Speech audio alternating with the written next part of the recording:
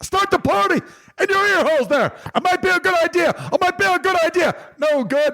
Out. Darren Carter, party starter. Pocket Party podcast in your ear holes. Hurry up. Love you, buddy. Thanks for being on. All right. Dude, it's like 1 a.m. I hope your neighbors are used to this. I got a drum set, man. They've heard worse. I don't like their dog. Anything you want to say in closing? Yeah, I don't like their dog. That was my closer. Come back, will you? Yeah. It's my house. Of course I will. Exactly. I'm inviting him back and I'm in his home. He's like, get the hell out of here. Let's go get some hash browns. All right, good. Pocket Party. And we're back. Hey, everybody. Again, thank you for tuning in to the Pocket Party podcast. Did I just hang up on my guest? That was really weird. Darren Carter, the party starter, Pocket Party podcast, calling Mr. Mike Black right here, right now. We're going to start a party in your ear holes. Yep. Hello. Hey, how's it going? It's going good. Did I just hang up on you? I don't think so. It rang once and then hung up. That was weird. Okay, maybe that was just like something. Hey, but you're here now. How was your Halloween? I think it went really well. So, guys, listen to this. My computer is in the shop. So normally I record these, upload them that day. Right now we're just having blind faith. I'm like, let's record it. My computer's in the shop. I'm going to go perform at the Laugh Factory in San Diego. And hopefully when I get back, the computer will be out of the shop and this will be uploaded. And but I think the thing is, we were supposed to do a Halloween special podcast. And this may not go up until the actual Halloween, like the day of Halloween. Yeah, and that'll be fine. Get everyone ready for trick-or-treating. Yeah, unless my computer takes longer, then it'll be like, hey, dude, how was your Thanksgiving? Yeah. Let's plan for victory rather than defeat. Exactly.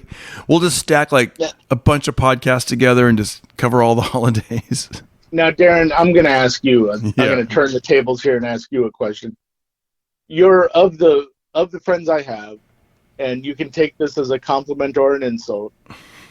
You're probably the biggest goody two-shoes I know. Oh.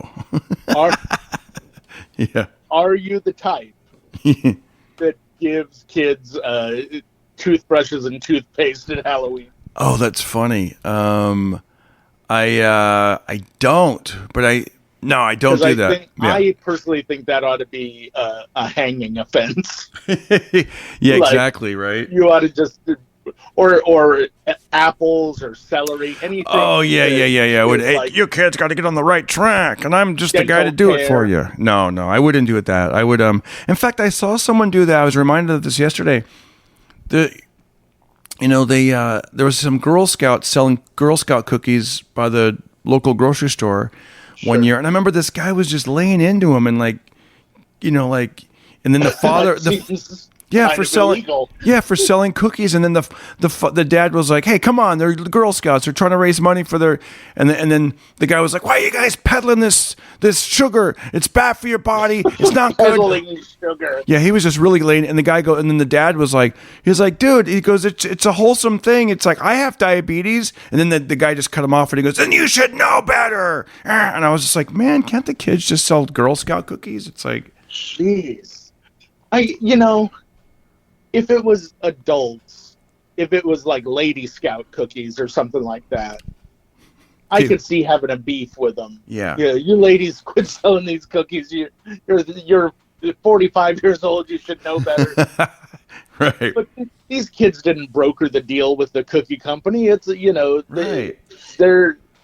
They don't have anything else to sell. Lemonade, that's got twice as much sugar as cookies. Yeah, and come on, it's like of the stuff kids can sell. That's pretty much it. Cookies or lemonade. Right. Yeah, and it's like everything in moderation. Am I right? It's like, right. I mean, you eat the Girl Scout. I mean, look, I say that, and then I have eaten a whole sleeve. So yeah, but they're not forcing you to. They didn't, right? And they sell them at a crazy price, like $5 a box. If you're ODing on Girl Scout cookies, you might have too much money. Right. They're That's not the point. It's the fundraiser part of it. Is Exactly. it's like the kids that sell the chocolate bars that are like $1. I guess that used to be outrageous. Now that's a bargain. Yeah. You can get one for that price. Yeah. And what we've done is a lot of times, my wife, I don't want to take credit. She'll buy like, $50 worth of Girl Scout cookies or whatever from one of the, parents. And she'll give them to me, and then I'll just pass them out. Like I'll go to different comedy clubs and be like, "You want Girl Scout cookies?" And I think at first, the way I was phrasing the question, I think people thought I was selling them. Uh-huh. And I was like, no, I'm giving them to you. Oh, yeah. You didn't like that. I'd be like, what?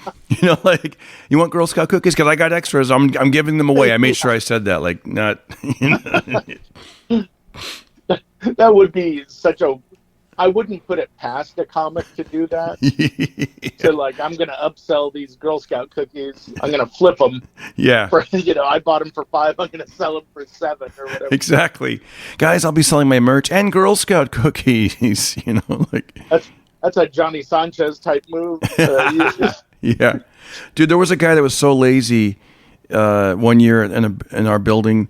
He was a single dad. He had a lot of motorcycles and like just all kinds of vehicles, man. Like that guy had he told me a story one day, not that I asked, but he was like, "Yeah, I'm divorced and I'm living over here, but I love my, so he had I'm telling you, he had like anything you'd want, like motorcycles, dirt bikes, vans, like sport cars." Yeah. And he had it all. He had a law, yeah. Like, not that I'd want that, but it was just interesting. I'd be like, oh, wow, the guy always has a different vehicle. And I noticed You don't want a motorcycle? Well, when I saw the motorcycle, it did take me back to my childhood because I used to have a Suzuki 185 dirt bike. And not childhood, but like teenage years. And so I was like, oh, that's so cool. But when when you're leading your double life as Tahoe Joe, he's going to need a vehicle. Yeah. He definitely needs a motorcycle for him. I know, right?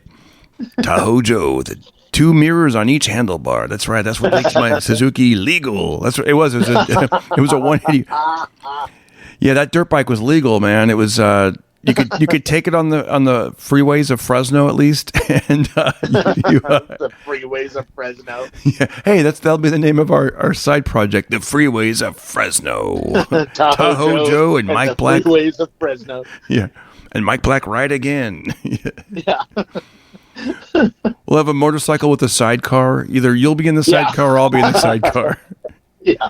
It's your motorcycle, but I make you sit in the sidecar. Exactly. Mike, go faster. And you're like, Mike, slow down. Shut up, Tahoe Joe. We've got to pick up more Girl Scout cookies for the community. Yeah. I need Thin Mint stat. So this guy, he was the laziest when it came to that. It was hilarious. He actually took pictures of the Girl Scout cookies, posted them on a poster board in the laundry room, and had his phone number. Call me if you want cookies. And I was like, oh, that wow. Sounds real sketchy. Yeah, he was just like, I'm not going around in public with this. I'm just, if you want them, here's where they are. Yeah. Knock on my door 4 times. So wait, it was a guy selling them? Barely. Yeah, he's a father, single dad. He was like, he was selling, he was a single dad, but he had the pictures of the cookies and the phone number and his apartment number. Like, call or knock. They should have specific Girl Scout cookies for single dads to sell. Yeah. They just have a picture of him depressed on the box.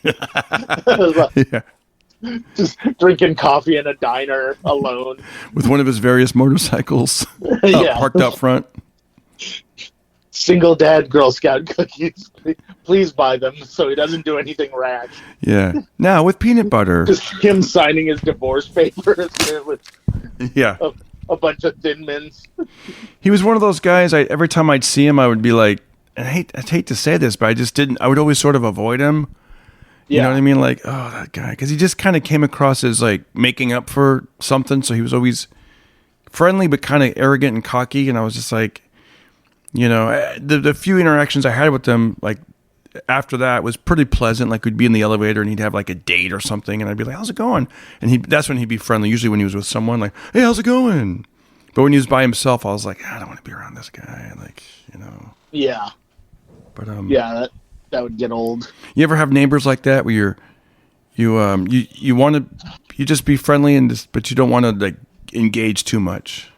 I'm like that with all of my neighbors, honestly. Oh, like yeah. they're nice people and everything, but they're all like family people, and I'm like a single dude, so it's kind of. So eventually they're going to have a ask you to lot do favors and stuff. Hey, Mike, you're single. Can you keep an eye on our dogs and cats and water our plants and Right. like Yeah, and like, just I don't do a lot of entertaining either at my place. I'd rather just like have my space be my space, and did I lose you? No. I hit mute real quick okay. to. Oh, okay. Do your thing. You hit mute real. I was just curious. I'm like, wow, I wonder if your voice is a lot clearer if I hit mute. So, but it's not. It doesn't work because in the interaction. Right. Yeah. I don't know.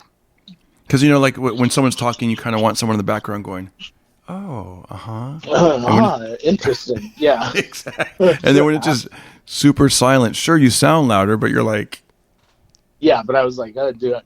Yeah, it sounds like we lost each other, but yeah. So, anyways, yeah, I remember seeing something that once on online. This guy was giving tips, and he goes, as a former police officer, he had all these different jobs he did, and he goes, I've lived in 24 different neighborhoods, whatever. He said that the some of the deadliest crimes or domestic violence is between neighbors. And he opened. He opened it up with like a little video of that happening, where there are two people just yelling at each other over the property line and the tree or whatever it was. And he goes, "I can just tell you," he goes, "I'm very friendly, blah blah blah. But when it comes to neighbors," he goes, "I'm not doing any barbecues. I'm not doing any getting together." He goes, "I'm just not going to do that." He's like, "I'll wave and say hi, but that's as far as I go. I'm not trying to." Because sometimes those things turn, and now your place of what you just said, like your place of comfort, your space, you're finally like at home. Now you're all like, you're getting that knot in your stomach when you're coming down your own street, and you're like, oh gosh, are they going to be out there? So right. I thought that's great advice. Yeah, like I even when it comes to like petty stuff, I try not to worry too much. Like for the longest time, and I think their kids just grew out of it, but my neighbors, I guess they were getting amazing deals on balloon castles. Oh yeah. But the power cord that they needed set it up in such a way where I literally had to smash into the balloon castle to get out of my apartment. And I was like, I could be a dick about this and be like, hey guys, move the balloon castle or whatever. But I was like, it's really not worth it to get into a big fight, because now all of a sudden you're the guy that ruined Kyle's birthday or whatever. When you say smash, you mean like not with your car or your... No, I mean like I would open my door. Oh, and squeeze by it. There's a little staircase that leads down, but at the edge of that, the balloon castle is like pushed up against it. So I would have to like mush my way through to get out. Oh yeah. And the kids would look at me like, "Are you coming in the balloon castle?" I was like, "No, I'm just trying to get to a commercial audition." Yeah, sir, you have to take your shoes off before you go into the balloon castle. I'm trying to get to work. I know the rules, Natalie. Just I'm trying to make it in this town. I don't have time to relax in a balloon castle.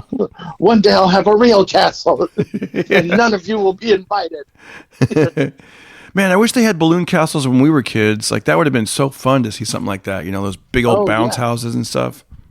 Well, they had kind of that. They had a thing in Colorado. We had a couple of places that were crazy, like Chuck E. Cheese type places, but bigger. There was one in Cinderella City Shopping Center called Funtastic. Oh, cool. And it was like a giant maze. And there was the world's largest teddy bear was in there, and I'm sure it got peed on every day. Ooh, I was just gonna say when you the first part when you said the world's largest, I was gonna be like, oh, was that your nickname, Mike? No, that was not. I'm the world's largest teddy bear. No, I was even as a kid, I was not cuddly, but Yeah, but there was all sorts of fun. Like there was a room that just had black light in it, stuff like that. A cave, remember, and a slide. And blacklight was such a cool thing when you were a kid, like glow in the dark stuff, anything like glow in the dark shirts, glow in the dark frisbees.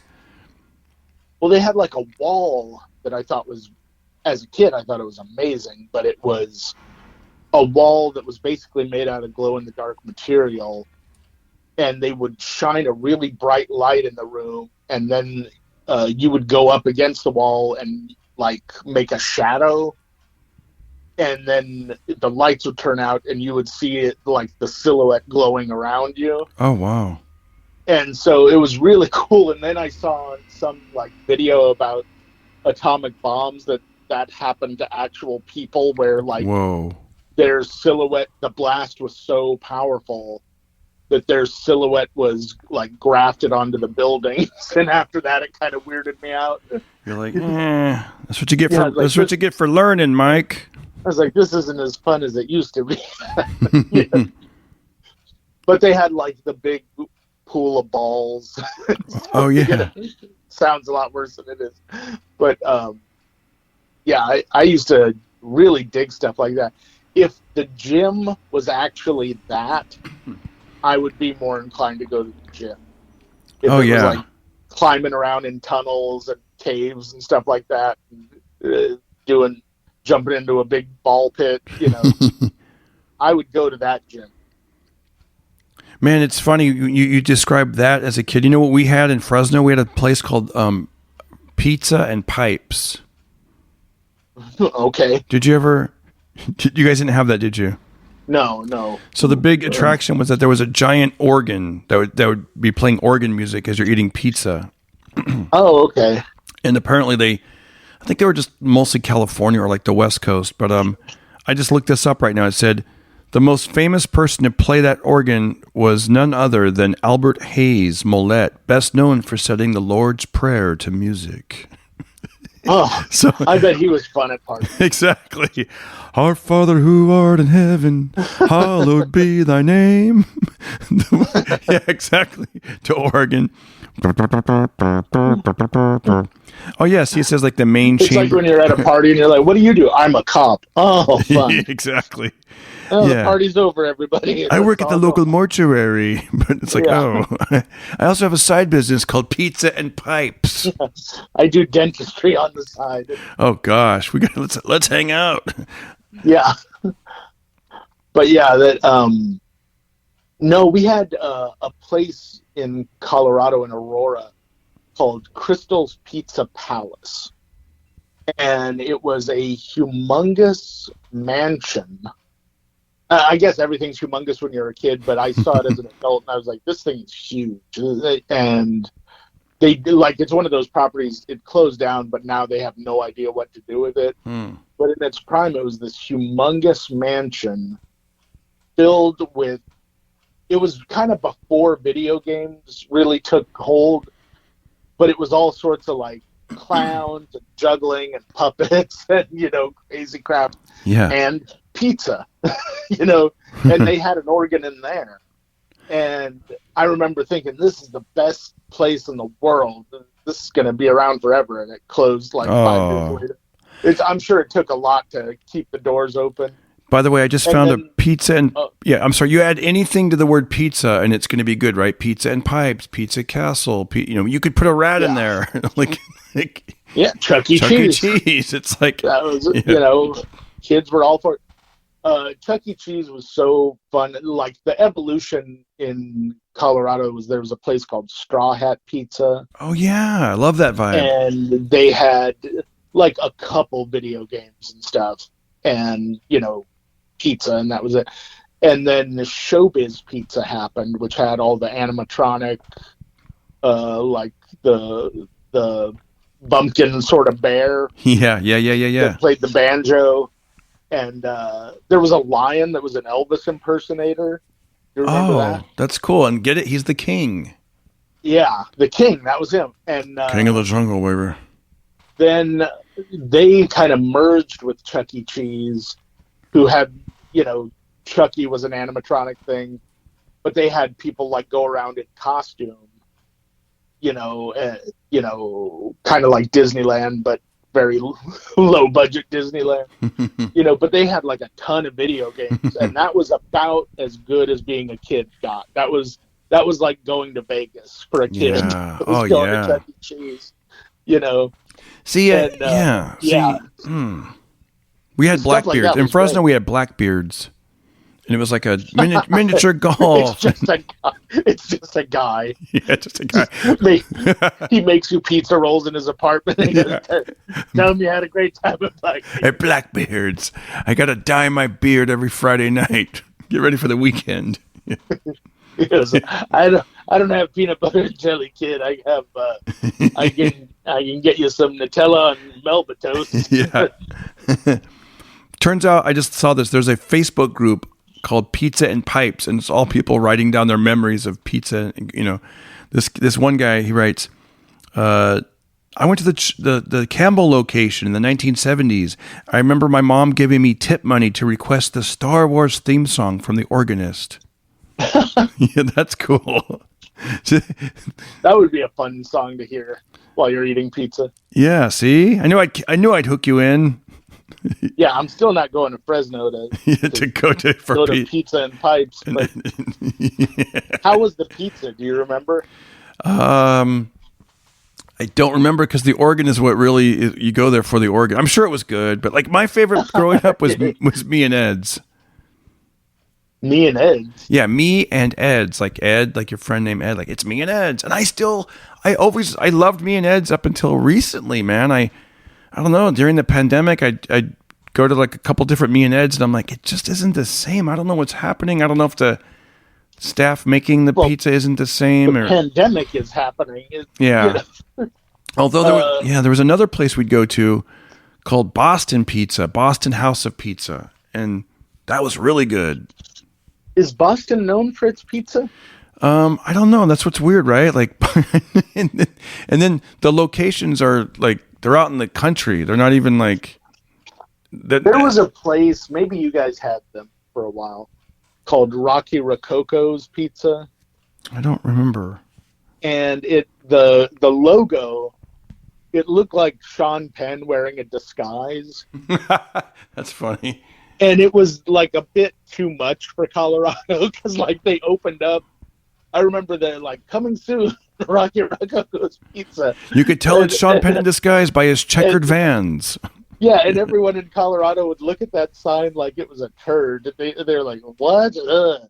And then it closed down like 6 weeks later. Oh, that's hilarious. Like people just weren't ready for Rocky Rococo. I love how people get all excited when a new restaurant comes to town. Like, yeah. Like, oh boy, we're finally going to get Krispy Kreme donuts. And there's like a line around the block.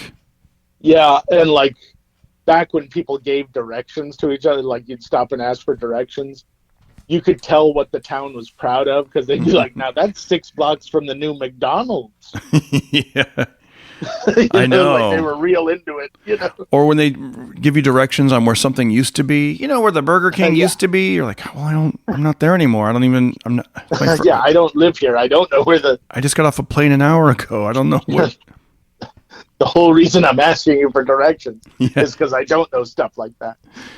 By the way, I was in Provo, Utah last weekend, and man, talk about dude, it looked like time froze in the 1940s, 50s, or 60s. In Provo. Well, I filmed a special. There's these things called dry bar comedy specials, dry bar comedy, and those videos, man, they get millions of views, and it's they're like a machine. They put it out on every platform, Facebook, Instagram, YouTube. It get millions of views, and if a comic wants to work clean and wants to get a special out there that's like, okay, let me just see if I can do this challenge. You do, for this one, we were doing between 20 and 25 minutes. They said you could actually go up to 28 minutes.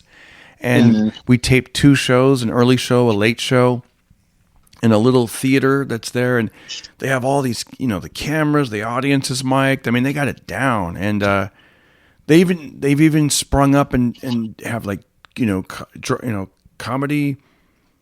They do like these tours, dry bar comedy tours, like all over.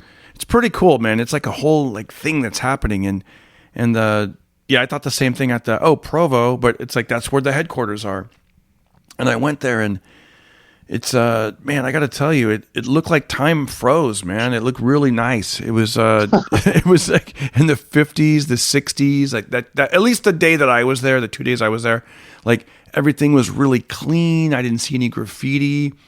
I saw all these cool like barbershops and coffee shops, and I mean there was like modern, diners, and like the food was modern and the people were modern, but as far as like it looked like a Disney type of vibe, at least the day or two I was there. You know what I mean? Like it was just free parking. Yeah. Like you could park on the street for free. The only thing it would say is like, on a couple of places I saw like, 2-hour time limit. And it said at the end of 2 hours, just move your car and put it on a different block.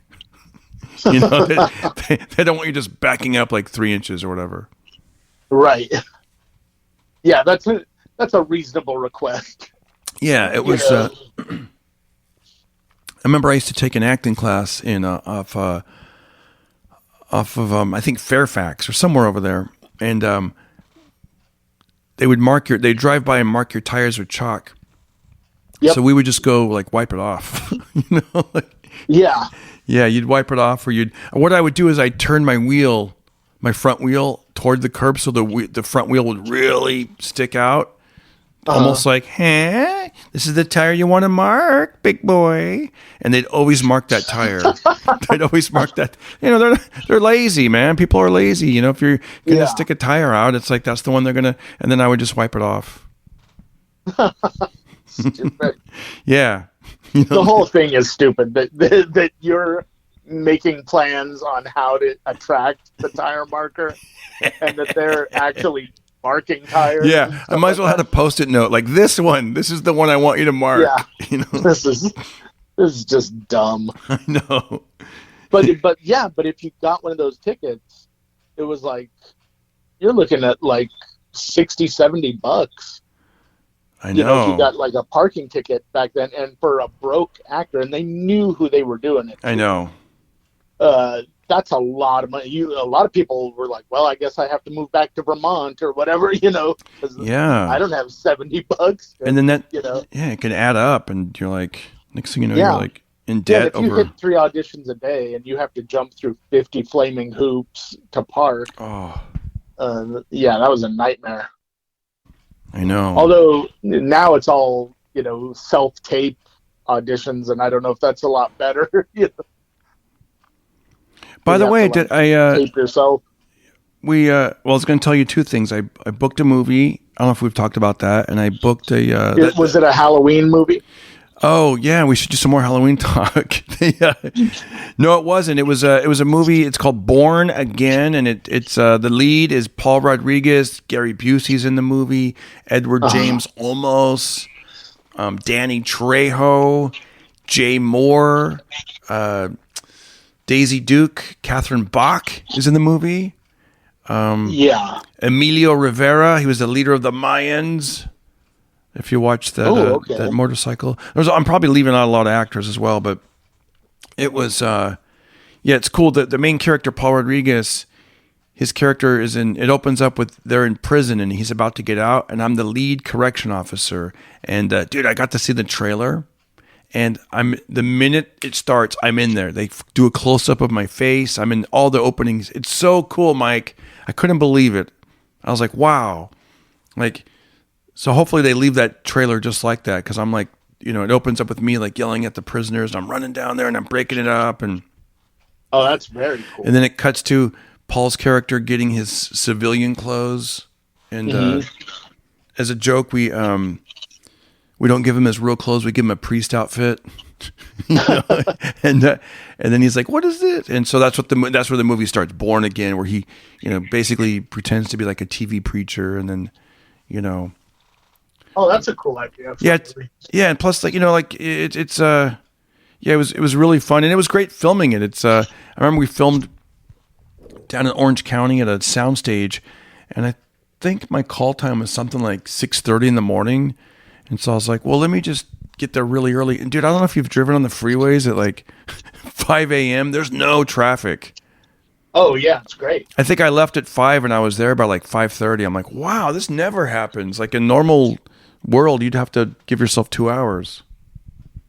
Yeah, I had a thing like out kind of in the boonies of Northern California, and I was running late, and I was like, I'm not going to make it on time. I'm not going to make it on time. But I realized I was kind of between the morning and lunch rush, and there was no traffic, and I got there exactly on time. And I was like, wow, it really makes a difference how much traffic can mess with you, you know? That is true. By the way, we got some reviews. I want to... New reviews. Pocket Party Podcast. Thank you. We asked and we received. So thank you. By the way, if you guys want to get your review read, go to iTunes, go to Apple, and leave a review. Give us, please, if you like the show, 5 stars and a review. Tell them, Mike. Tell them how much it helps. Yeah, it helps a whole lot. It sure does. I was hoping I was going to try to drink some water as you were talking. Yeah. Take it away, Mike. It really helps a lot to leave, not just a review, but leave a comment too of some kind. That helps all the algorithms and logarithms, all the rhythms. Oh, yeah. Help. Rhythm of the night. Yeah, it helps the lambada, all of it. Yeah, it's just really good. It's a good way of supporting without having to, give us any money. Basically, you can just support very much by doing that, All right, here we go. Thank you so much. Here we go. This is from Uptown Strange. They write, it's 3:55 and I can't sleep. Love the podcast. Heaters. Love it. The next one is from Fig90. Legit Pocket Party. Darren Carter has one of the kindest spirits, is one of the most legit performers. The man is a self-party starter, has the best collection of friends and experiences upon which to draw upon. If I had to describe him in one word, that it's friendly. The man writes, produces, and delivers. I remember seeing him perform at the Beverly Hills Friars Club on a R.E. David show, and I met my best friend in comedy, Mr. James Price, Jr., Fat James, who was on the show but was too fat to take the steps, so we took our chances on the elevator. And it was one of the funniest shows I've ever went to. Darren, by the way, I have not read this yet. I only read the first part. And it was one of the funniest shows I ever went to. Darren Carter is someone you can share his catalog of work to a friend, and your friend will thank you for it. That is so nice. What was this person's name? Fig90. Oh, okay. We need more guys like Darren Carter in comedy, but there is only one, so you better recognize. Also, he is a great character actor, and his time is going to come because the man has put in the work and dispenses original comedy, and he makes it look easy, and it ain't. Cheers. Well, Fig90. Thank you, Fig90. Yeah, that was awesome because I remember James Price, Fat James, he was called, or Chips. He had a few. Yeah. The man of many names. He was a doo-wop singer, an Elvis impersonator, Steve Simone's notorious roommate. But he was a real character and a real original. And I loved him, man. Also, I remember he had the pompadour and he was always friendly. I think, he worked a lot at the Comedy Store for a long time there, and he was one of those guys that he would give you the shirt off his back. All you had to do was ask. And I was doing a lot of road work, and he told me one day, he was like, if you ever need a ride from the airport, just let me know, Oh. And my mom used to work for United and would fly out every now and again to visit. And one time she came to the store and made him some tacos and brought them to him, just for working the lot. And he never forgot it. He was like, say hi to your mom for me, everything, But he was a real sweetheart. He passed way too soon, but it was cool that they mentioned his name. I know. And I found out later through Steve Simone, I guess he was a huge Elvis Presley fan. Huge, yeah. I wish I would have known that, but yeah, you get to know different things. Yeah, a lot of people who we've lost, not to get too down, but you hear some little thing about them and you're like, I wish I'd taking the time to get to know them better, you know. Yeah. They, yeah, like that guy, I remember I told you on the previous episode, it was his birthday, and I was at that restaurant, and he turned 103. Yeah. It was actually pretty interesting. That's the thing. Maybe that guy is like, I'm not waiting until my obituary comes out. I'm dropping knowledge now. Because that guy was like, I fought under Patton. They call me Bazooka Joe. My bazooka took down, and he just goes on and on. And I opened 2 theaters. He would just tell me all this information. I got a golden ticket. I can see any movie at any time. I ate the first Campbell's soup can, Yeah, and I told my wife all that, and she was funny. She goes, "Gosh, that guy brags a lot." She goes, "I wonder if he was like that when he was like younger, like, or is it?" I go, "I don't know, but maybe there's something happening when you reach 103. You're like, you know what? I'm laying it all out there." You know what? That's all he's got at 103. You know, you got to toot your own horn a little bit. Yeah, I know. I mean, hey, listen, I'm sitting here reading podcast reviews about myself on there, but I want to encourage people. Like, if you guys wanted to, you could anywhere in there, you could say, I love the show, blah blah blah, signed, and you could put your your Instagram handle, your whatever. So you like, I don't mind. I'll plug you guys. It's a reciprocal sort of reciprocal thing, situation here, man. Like we're family. You know what I mean? Like you keep us motivated, and we keep you guys entertained, hopefully, and. I love it. I don't see it. Like I said, my computer's in the shop, so I have to use my iPad to read those 2 reviews. But if I could, I would have pulled up real quick some of the comments lately on the YouTube channel, Darren Carter on YouTube, Darren. People are like, "Hey, I missed you guys. I'm so glad because we took a week off. I'm glad you guys are back." Da da da. It's like I love reading stuff like that. It just lets you know people. You keep. Now it's your turn to stall them. Okay. You keep talking. I'm going to see if I can pull up your YouTube. I'll stall them. Just look at any of the Pocket Party podcast episodes. If you go to the comment section, you could read some of those comments that people have left. And, I'll talk a little bit about the special. If there's any comedians or up-and-coming comedians out there, it was the first time in a long time that I actually made a set list, where I actually wrote down, I want to make sure I say these jokes, these stories. Because usually when I perform, I'm just freestyling up there. I kind of know I'm going to open up with this, and I sort of know I'm going to go in this area about, I'm going to do some stuff about my wife and some stories. And then I'll maybe go down this road, and the next thing you know, I'm talking a little bit about my son, and then maybe I'll go over here and talk about, health and fitness. Hey, 10 comments on your last episode. Oh, cool. Lay out a couple other comments. I'm going to hit mute so they can really hear you really well. Go ahead. Do you want me to do it or not? Oh, yeah. That's what I'm saying. I'm going to hit mute so there won't be any background noise, but I'm still here listening. Okay. Tobias Keverkazito writes, "Missed you guys. 100% Canadian bacon. To be clear, guys, I listen to the old episodes on a playlist when I'm done watching TV and ready for bed, and I listen to the newer ones at least 2 times all the way through.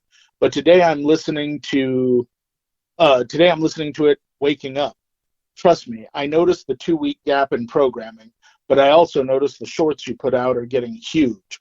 So your live shows are still pulling in new YouTube fans. Booyah, baby." Oh, baby. Thank you, man. Thanks for noticing. I always wonder, does anyone care? Does anyone notice? Thank you, man. That means a lot. Well, let's see. Drew Hillman, great episode of the podcast. Kept it short and sweet. 100% Canadian maple. I want to get his whole name, but it cuts off. Yeah. Oh, he literally wrote, H. Love it. I've been waiting for this all week. Freaks. I've been waiting for this all week, freaks. It cut off a little early. Yeah. Darren, come back to the Oakland area from Andrew V. So that was all of them. Oh, cool. Cool. Yeah. Thank you, man. Thank you, guys. Mike, if this thing blows up, man, wouldn't that be cool? Like we could actually like start making appearances. Oh yeah. We did one at Burbank at Flappers. That was like a little teaser to see what it would be like. What's great about that is not only do we do stand up, I kind of like how you and I interacted. Like we were on stage and we kind of prompt each other, like and that was fun to kind of just get up there and rip a little bit together, Right. Like, I remember when I was on stage, you were like, Darren, tell us about your original name. And I was thinking like, oh, he wants me to do like my jokes. Like, like I'm not Darren, I'm Darren, or right. Darren Carter. I grew up in a Latino neighborhood. Jose Andres Luis and me, Darren Carter, aka Terreno Cartero. And then you were like, no, the original. And I was like, the original. And then I was like, boom. Then the light bulb hit. I'm like, oh wow, he wants me to go there. It was and it was funny because on the podcast, I'd mentioned to him that I'm excuse me. I mentioned to him that I was adopted and grew up in a foster home, and originally my name was not Darren Carter, and I was, what was your original name, Darren? Well, I'll tell you, it's like I was conceived on a biker run. My father was in a notorious motorcycle club, and it was they were on a bike. Can you name the it was they were known as the Hells Angels. You could I've heard of that. You guys can look this up. This is fact. Go to YouTube. You could see my father in an interview, and with Peter Jennings, I think, interviewed him and stuff in the 60s. But yeah, they were on a biker run, Lake Tahoe. That's where I was conceived. And then 9 months later, I was born in June, and my name was going to be Tahoe Joe. Tahoe Joe. And I had a belt that had the word Tahoe Joe up until I was about 8 years old. Oh, you got to get a new belt that has I know. a big Tahoe Joe belt buckle on it. I know. It's funny because when you said that, that's what's great about being comedians. As long as we've been doing it, we're still we're uncomfortable, but yet comfortable. If that makes sense. Like I was uncomfortable because I was like, oh well, I've never said this out loud on a microphone in front of a group of people, but let's do it. But then the comedian part of me that's comfortable with that, well, let's make it funny. And I go, guys, if my name really was Tahoe Joe, I think this would be a completely different show. It'd be like, come on down, check out Tahoe Joe. He does 12 different types of whistling. There'd be like pole dancers on the sides of the stage, and like maybe someone who does like a fire breathing act or something. Yeah. I just picture Ladies and gentlemen, Tahoe Joe. He's wearing leather fringe and a coonskin cap. Yeah. Part of your show would be like firing off 6 guns, into the sky. Pew, pew. Like twirling them and stuff, doing all sorts of. Did I remember? I know, right? Tricks. I remember the day I called my real father. I had God rest his soul. He passed away this summer, but it was about 20 years ago. And I thought, I how you have those things that you're like, well, one day I'll do it. Whatever that thing is. One day I'll do it one day. Well, that day was coming up because my mother had passed away, and I only met her. Well, I knew her when I was a kid. I get to do the bi-monthly visits every other weekend, and then until I was around 7 or 8, 9, somewhere in there. Maybe 10. Maybe 10, I know, right? And then I saw 11? her. No, it was way younger. 11. It was definitely 8 or 9. That age. 12. No, it wasn't 12. But I saw her twice. 13. That would be. No. Crazy. That would be crazy. 8th grade? No. It was definitely elementary 14, school. Maybe? No. But I knew her parents, my grandparents. That's the real family that I had. Like I knew, and what is really really wild about that is we lived about 3 miles away. So every now and then my foster mom would drive down, McKinley, this is a street, or Cedar, and I would be like, my grandma, and I'd always look over there. And then I remember, I had a really messed up foster mom, and she used to get pissed that I would even bring them up or talk about that. So then she would totally avoid that part of town. Like, so I wouldn't be looking over there, Oh, man. I know, dude. It sucked, man. It's It's like I get it from her perspective, but at the same time, it's like that's not cool. Yeah, it's like and I remember when she, I saw her twice, my real mom twice, when I was 23 at Thanksgiving. She came back, and then I saw her when and I saw her at my grandmother's funeral, like 6 months later. So imagine you see someone when you're a child, and then you don't see him, and then you see him twice when within a 6 month period. And then I never saw her again. And when she passed away, that's when I was like, wow, I've only got one living parent. I better look him up. Yeah. And I knew I could find him. At least I thought I could, because he was sort of a well-known figure in Fresno, and he had a personalized license plate. And back then, this is before. Yeah, this is before. He was the organist at Pizza and Pipes. It all comes back together. No. Yeah. Wait, can I ask what was his personalized license? Yeah, his name, Elvin Ray. That was his license plate. Was his name? Yeah, Elvin Ray. That's hardcore. Yeah, and that'd be funny if the pipes were more like a Harley Davidson, like. Right. Yeah. Y'all eat your pizza. Yeah. Hey, so yeah, I looked him up in the phone book, man, and he was in there. Wow. And I called the number, and it was a landline. This is early 2000s, before, like, the internet really blew up, and cell phones and stuff like that. Sure. No social media back then. And his buddy answered the phone, and his buddy actually knew who my mom was. Like, what was his buddy's name? It might have been Blind Bob, but I'm not sure. Like they had these kind of names like that. Oh yeah. Pete the Greek, Blind Bob, stuff like that. And I think at that time he was in his 60s. And Pete the Greek, Blind Bob, and Elvin Ray. They were part of Elvin Ray's crew. Yeah, I think they called him E-Ray. E-Ray. He had these kind of nicknames and stuff. But Elvin Ray. But yeah, or Elvin. But it's funny. Like, I think some German company did a documentary and stuff on him, and I got to look at that. That's another thing. See, you talk about things you got to look up. I got to look that up. But yeah, they Life magazine has some photos of him. There was a guy unrelated. There was a photographer named something Ray. I forget his first name. And if you look that up, you'll see, like, there was a biker run, and there's some great photos of them, like, at the. Yeah, Ray was a very popular name for that generation. Yeah. Yeah. As like a second name. There were a lot of Billy Rays, and there was Sugar Ray Leonard, Sugar Ray Robinson. Oh yeah. It was a very popular middle name. Ray. Yeah. Yeah. But yeah, I looked him up in the phone book, and I remember my mother-in-law, God rest her soul, very encouraging. She said something so sweet to me, because I was very nervous, man. I was nervous to call. I mean, imagine you're calling your dad, right? Like, yeah.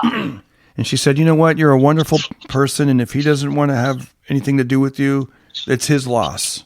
In so many words. Yep. She said something longer than that, but that was basically the gist of it. So I remember, I went off by myself, the back bedroom. My heart was pounding, and I'm like, okay, I'm going to make this phone call. And I called, and his buddy answered. He goes, "Oh, he'd love to hear from you. He'll be back in about an hour."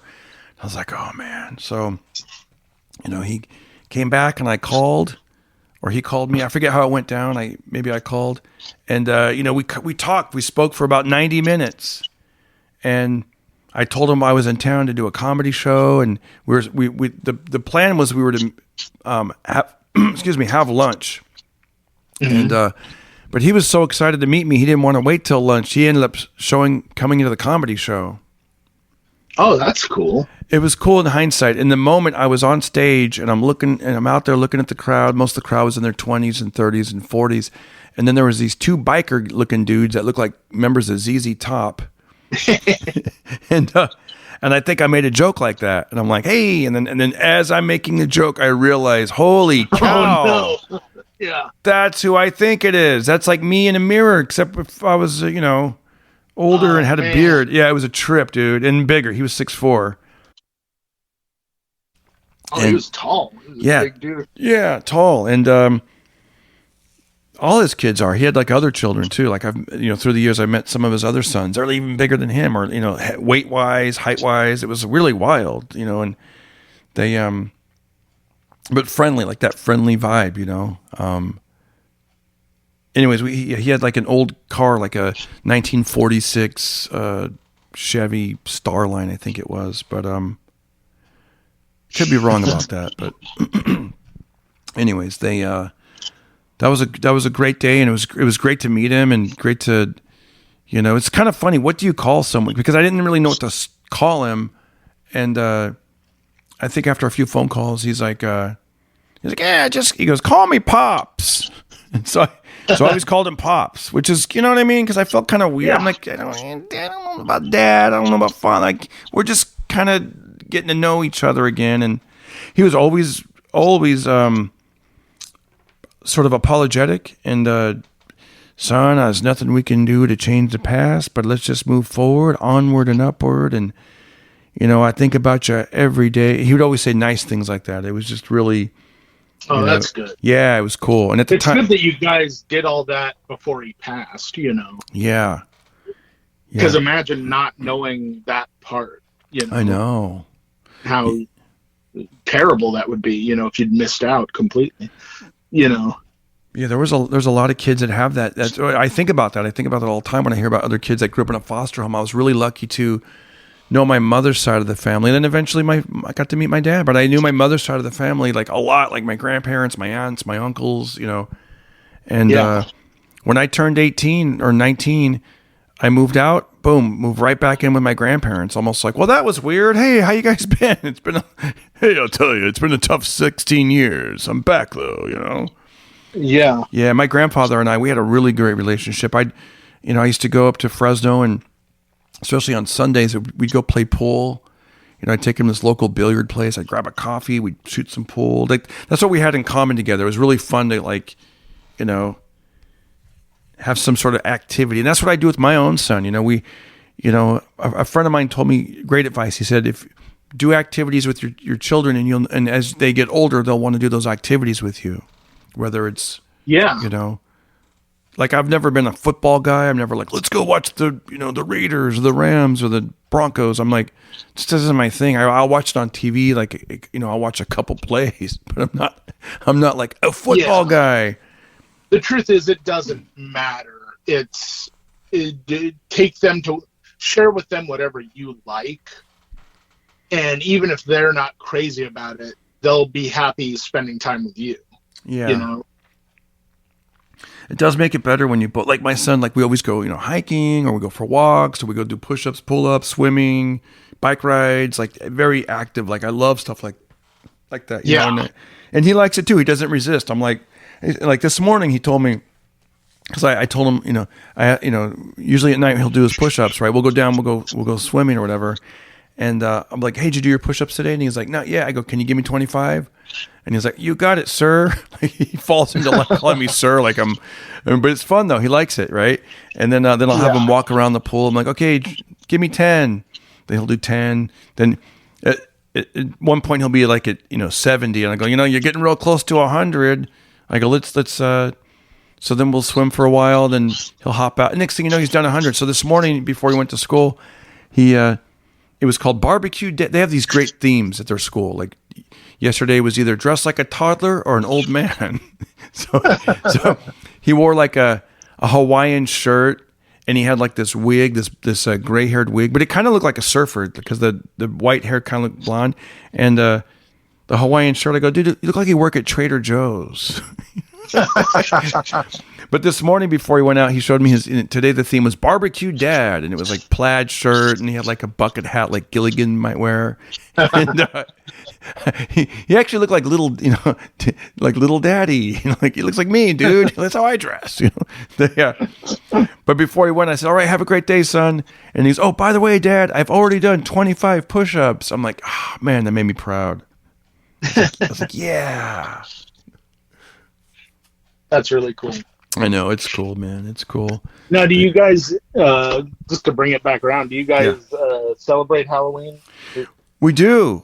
We do celebrate Halloween. We like to, 1 year we went to, thanks for bringing it back around, by the way. I'm sorry I got sidetracked. Yeah. No. We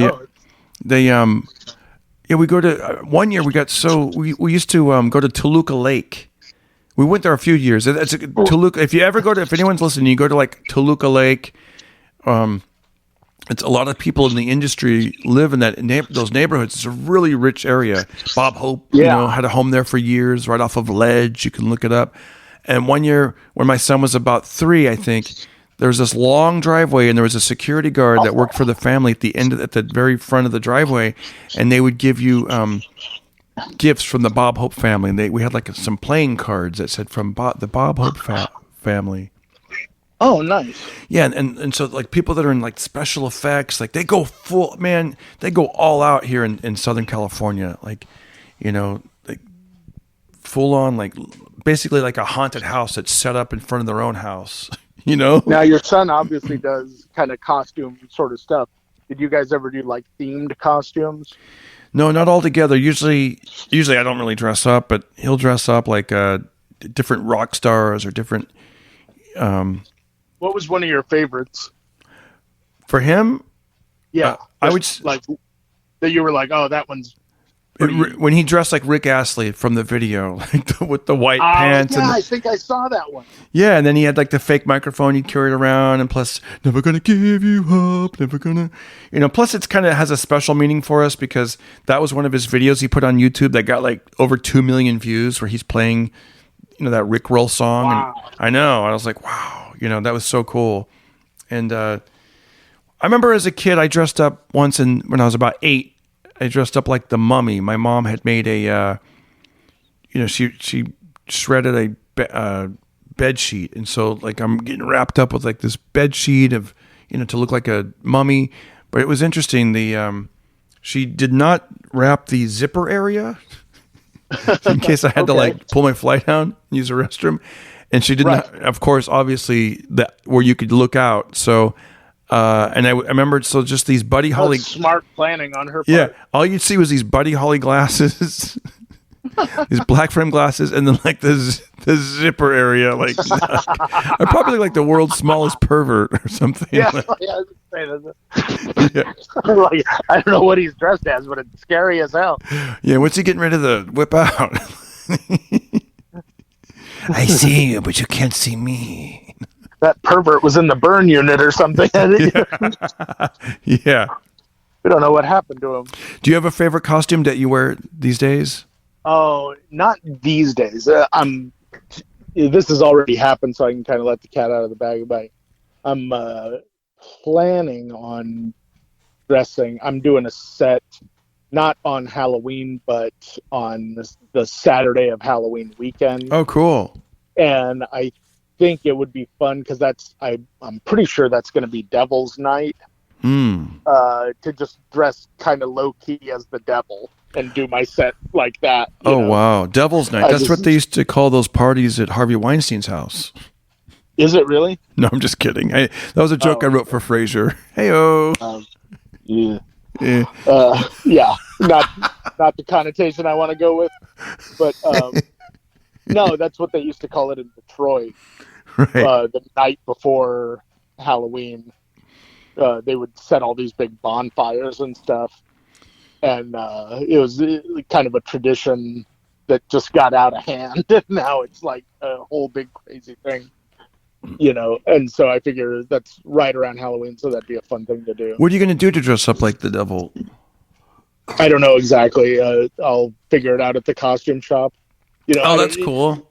You know, it depends on how far I want to go with it. You know, like, I don't know if I want to do the whole red jumpsuit and, you know, right, cape and everything, or I paint your face red. The little yeah, funny pork. I'm definitely not going to paint my face red. I think that's just too silly. Red makeup never works out. Yeah. From what I've seen on Halloween for anybody, you know. What about like the pitchfork? You know, a little pitchfork. Yeah, I'm thinking of something like that, or you know, the tail with the arrow. Pointy. Yeah, something kind of subtle. I wonder if there's like some sort of candy or sweets that you could pass out, like deviled eggs or something. I'm not passing out deviled eggs at the Comedy Store. I'd like to go there again sometime. You know.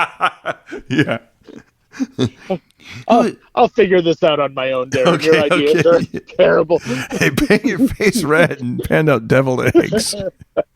I've been in the kitchen for 4 hours. I don't even explain that I'm the devil. Everyone's like, did you hear what happened? I'm like, yeah, he got sunstroke and started passing out devil's eggs at the Comedy Store. And he passed out. And and plus it would kind of smell weird too, the whole deviled egg. You think? Exactly. That building just finally got over smelling bad, and the last thing they need is someone passing out deviled eggs to the crowd. Oh, I know, dude. I was at a comedy club recently, and they added a new menu item. It was broccoli and Brussels sprouts, and I could not figure out what that smell what was. A terrible. Yeah, I walked in the green room. There was about 8 guys in there, like that were on the lineup, and it stunk. And then I was like, I walked away, and then a few minutes later, I saw the waiter come in with. She goes, the waiter was like, "Hey, how did you like those appetizers?" And I looked down, and I realized, oh, that's what it was. The Brussels and the broccoli. Yeah. I was like, man, it smells terrible in here. Like, yeah, this place smells like a Foot Locker. Exactly. I was like, yeah. I was like, wow. So yeah, you don't want to be that guy that's like passing around garlic, or something too crazy smelly. Like, no, I would. If I did anything, it would be like just regular Halloween candy, not some. I get why you would say deviled eggs, but what a terrible idea that is. Yeah. That is a terrible idea. I am hungry though right now. And you know what? That's probably what it is. I want eggs, and I was like, deviled eggs. Should whip up some deviled eggs. Yeah. Yeah. See, when I was in Provo, remember I told you kind of like a time machine. The guy next to, I ordered like just scrambled eggs and bacon, and there was a guy at the counter next to me. He ordered deviled eggs. I didn't even know that was a thing you could order. Yeah. You can order that anywhere. I didn't really. Any place that serves breakfast knows how to make them. Wow. They may not want to, and they may go, we don't have that or whatever, but they're lying. They can make them. That was something I used to see those like at potlucks or something, or some kind of like church function. Yeah. You're really not missing out. They're not that great. Yeah, exactly. You can put pepper on a regular egg. I know.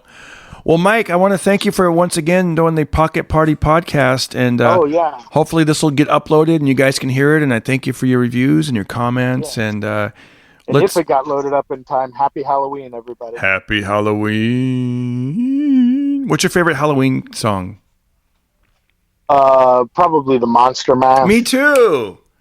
I think it might be the only Halloween song. I was working in the lab late one night. The Monster Mash. Yeah, that one. Or, I don't know. There's a lot of stuff on The Nightmare Before Christmas that's pretty good, too. Yeah, it used to be Thriller, and then I still like Thriller. I still like Thriller, but I like that Monster Mash just has that fun kind of... that one's just around, it's an eternal sort of song. Yeah. All right, Mike, I'll catch you later, buddy. Thank you so much for helping us start that party in your ear holes. You got it, buddy. Later. And that was Mike Black. How fun was that? We covered so much. Tahoe Joe, balloon castles, glow in the dark, pizza and pipes, Chuck E. Cheese, new restaurant lines, foster homes, the whole thing. We went there. We did it. Deviled eggs. All right, guys. Have a great day, and I'll catch you soon. Start that party in your ear holes, and don't hurt nobody. Don't hurt nobody. Be careful. Everybody listen to Darren Carter. We all know he's the party starter. So if you want to listen to a podcast for free, then listen to the Pocket Party.